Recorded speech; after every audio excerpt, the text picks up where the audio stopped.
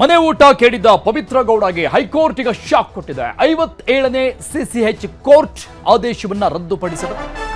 High court ನ್ಯಾಯಮೂರ್ತಿ M Nagaprasanna ಅವರಿದ್ದಂತಹ high court ಪೀಠದ ಆದೇಶ ಇದು. 57ನೇ ಸಿಸಿಎಚ್ ಕೋರ್ಟ್ ಆದೇಶವನ್ನ ಏನ್ ಮಾಡಿತ್ತು, ಆ ಆದೇಶವನ್ನ ರದ್ದುಪಡಿಸಲಾಗಿದೆ.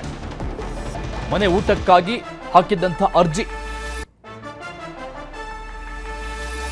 ಕೈದಿ ಕೇಳಿದ ಕೂಡಲೇ ಮನೆ ಊಟ ಒದಗಿಸೋಕಾಗಲ್ಲ, ವೈದ್ಯಕೀಯ ಸಮಸ್ಯೆ ಇದ್ರೆ ಮಾತ್ರ ಮನೆ ಊಟಕ್ಕೆ ಅವಕಾಶ ಅಂತ ಕೋರ್ಟ್ ಸ್ಪಷ್ಟವಾಗಿ ಹೇಳಿದೆ.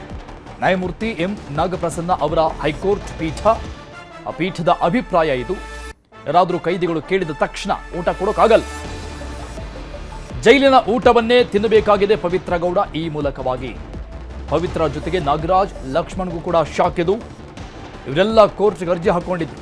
ಸಿಸಿಎಚ್ ಕೋರ್ಟಲ್ಲಿ ಅದು ಪುರಸ್ಕೃತ ಆಗಿತ್ತು. ಹೈಕೋರ್ಟ್ ಅದನ್ನು ರದ್ದು ಮಾಡಿದೆ. ಈಗ ಸೆಷನ್ಸ್ ಕೋರ್ಟ್ ಆದೇಶವನ್ನ ರದ್ದು ಮಾಡಿದ ಹೈಕೋರ್ಟ್. ವಾರಕ್ಕೊಮ್ಮೆ ಮನೆಯೂಟ ನೀಡಲು ಈ ಹಿಂದೆ ಆದೇಶವನ್ನ ಕೊಡಲಾಗಿತ್ತು. ವಾರಕ್ಕೊಮ್ಮೆ ಸಿಸಿಎಚ್ ಕೋರ್ಟ್ನಿಂದ ಬಂದಿದ್ದಂತಹ ಆದೇಶ, ಆ ಮೂಲಕವಾಗಿ ಆ ಪ್ರಕಾರವಾಗಿ ವಾರಕ್ಕೊಂದು ಬಾರಿ ಮನೆ ಊಟ ಸಿಗ್ತಾ ಇತ್ತು. ಸೊ ಅದನ್ನ ಈಗ ಅಪೀಲ್ ಮಾಡಲಾಗಿತ್ತು, ಮತ್ತೆ ಹೈಕೋರ್ಟ್ ಆದೇಶವನ್ನ ರದ್ದು ಮಾಡಲಾಗಿದೆ.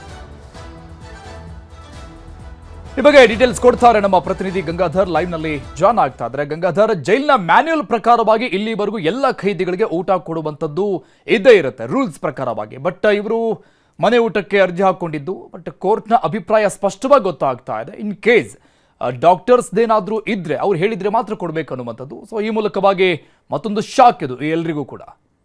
ಅರುಣ್, ಪ್ರಮುಖವಾಗಿ ರೇಣುಕಾಸ್ವಾಮಿಯ ಕೊಲೆ ಪ್ರಕರಣದ A1 ಆರೋಪಿಯಾಗಿರುವಂತಹ ಪವಿತ್ರ ಗೌಡ ಸಾಕಷ್ಟು ಕಸರತ್ತನ್ನ ಮಾಡ್ತಾ ಇದ್ರು, ಮನೆ ಊಟ ಬೇಕು ಅನ್ನೋ ನಿಟ್ಟಿನಲ್ಲಿ. ಜೊತೆಯಲ್ಲಿ ಒಂದು ಆರೋಪಗಳನ್ನ ಅವತ್ತು ವಾದ ಸಿಸಿಎಚ್ ಕೋರ್ಟ್ ಅಲ್ಲಿ ಮಾಡಿದ್ರು. ಅವ್ರಿಗೆ ಫುಡ್ ಪಾಯ್ಸನ್ ಆಗ್ತಾ ಇದೆ, ಅವ್ರಿಗೆ ಮನೆ ಊಟ ಬೇಕು ಅಂತೇಳಿ. ಆ ಸಂದರ್ಭದಲ್ಲಿ ಕೇವಲ ಪವಿತ್ರ ಗೌಡ ಅಷ್ಟೇ ಅಲ್ಲದೆ ನಾಗರಾಜ್ ಮತ್ತೆ ಲಕ್ಷ್ಮಣ್ ಮೂರು ಕೂಡ ಮನೆ ಊಟಕ್ಕೆ ಅರ್ಜಿಯನ್ನು ಹಾಕೊಂಡಿದ್ರು. ಆ ಸಂದರ್ಭದಲ್ಲಿ ವಾರಕ್ಕೊಮ್ಮೆ ಮನೆ ಊಟ ಕೊಡಬೇಕು ಅಂತೇಳಿ ಒಂದು ಸಿಸಿಎಚ್ ಕೋರ್ಟ್ ಆರ್ಡರ್ ಮಾಡಿತ್ತು. ಆದ್ರೆ ಆರ್ಡರ್ ಆದ್ರೂ ಕೂಡ ಅಲ್ಲಿ ಜೈಲಾಧಿಕಾರಿಗಳು ಅವ್ರಿಗೆ ಯಾವುದೇ ರೀತಿಯಾದ ಮನೆ ಊಟಕ್ಕೆ ಅವಕಾಶವನ್ನ ಕೊಟ್ಟಿಲ್ಲ. ಈ ಬಗ್ಗೆ ಅವರು ಕೂಡ ಆಕ್ಷೇಪವನ್ನ ವ್ಯಕ್ತಪಡಿಸಿದ್ರು. ಮನೆ ಊಟ ಬಂದ್ರು ಸಹ ಜೈಲಾಧಿಕಾರಿಗಳು ಬಿಡ್ತಾ ಇಲ್ಲ ಅಂತೇಳಿ.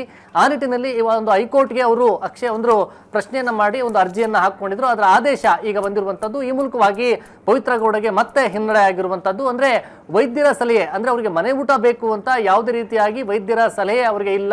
ಜೊತೆಯಲ್ಲಿ ಸಿಸಿಎಚ್ ಕೋರ್ಟ್ ಆರ್ಡರ್ ಮಾಡಿರುವಂತಹ ನಿಟ್ಟಿನಲ್ಲಿ ಕೂಡ ಅಲ್ಲಿ ವೈದ್ಯರ ಸಲಹೆ ಬಗ್ಗೆ ಯಾವುದೇ ರೀತಿ ಉಲ್ಲೇಖ ಇಲ್ಲ ಅಂತೇಳಿ ಇವರು ಹಾಕಿದ್ದಂತ ಅರ್ಜಿ ಏನಿತ್ತು ಅದನ್ನ ರದ್ದುಪಡಿಸಿರುವಂತದ್ದು. ಅಂದ್ರೆ 57ನ ಸಿಸಿಎಚ್ ಕೋರ್ಟ್ ಆರ್ಡರ್ ಮಾಡಿರುವಂತಹದ್ದೇನಿತ್ತು ಅದನ್ನ ಈಗ ರದ್ದು ಮಾಡಿ ಹೈಕೋರ್ಟ್ ಒಂದು ಆದೇಶವನ್ನ ಮಾಡಿದೆ. ಅಂದ್ರೆ ಕೈದಿ ಕೇಳಿದ್ರು ಅಂತ ಕಾರಣಕ್ಕೋಸ್ಕರ ಅಲ್ಲಿ ಮನೆ ಊಟ ಕೊಡೋದಕ್ಕೆ ಬರೋದಿಲ್ಲ, ಅಂದ್ರೆ ಕೈದಿ ಕೇಳಿದ ಕೂಡಲೇ ಅವರಿಗೆ ಮನೆ ಊಟ ಕೊಡೋದಕ್ಕೆ ಬರೋದಿಲ್ಲ ಅನ್ನೋ ನಿಟ್ಟಿನಲ್ಲಿ ಒಂದು ಅಭಿಪ್ರಾಯವನ್ನು ವ್ಯಕ್ತಪಡಿಸಿರುವಂತದ್ದು. ಹೈಕೋರ್ಟ್ ನ್ಯಾಯಮೂರ್ತಿಗಳಾಗಿರುವಂತಹ ನಾಗಪ್ರಸನ್ನ ಅವರ ಪೀಠದಿಂದ ಈ ಒಂದು ಆದೇಶ ಆಗಿದೆ. ಈ ಮೂಲಕವಾಗಿ ಈಗ ಸೆಂಟ್ರಲ್ ಜೈಲ್ ಪರಪ್ಪನಗರದ ಊಟವನ್ನೇ ಈಗ ಪವಿತ್ರ ಗೌಡ, ನಾಗರಾಜ್ ಸೇರಿದಂತೆ ರೇಣುಕಾಸ್ವಾಮಿ ಕೊಲೆ ಪ್ರಕರಣದ ಎಲ್ಲಾ ಆರೋಪಿಗಳು, ಅಂದ್ರೆ ಇನ್ಕ್ಲೂಡಿಂಗ್ ನಟ ದರ್ಶನ್ ಸೇರಿದಂತೆ ಎಲ್ಲಾ ಆರೋಪಿಗಳು ಈಗ ಜೈಲಲ್ಲಿ ಅವ್ರ ಮನೆ ಊಟವನ್ನ, ಅಂದ್ರೆ ಜೈಲಿನ ಊಟವನ್ನೇ ತಿನ್ಬೇಕಾದಂತ ಈಗ ಪರಿಸ್ಥಿತಿ ಇರುವಂತದ್ದು. ಈ ಸದ್ಯಕ್ಕೆ ಇವತ್ತು ಒಂದು ಆರ್ಡರ್ ಆಗಿರೋ ಮೂಲಕವಾಗಿ ಪವಿತ್ರ ಗೌಡಗೆ ಹಿನ್ನಡೆ ಆಗಿರುವಂತದ್ದು. Arun, thank you Gangadhar ಡೀಟೇಲ್ಸ್ಗೆ.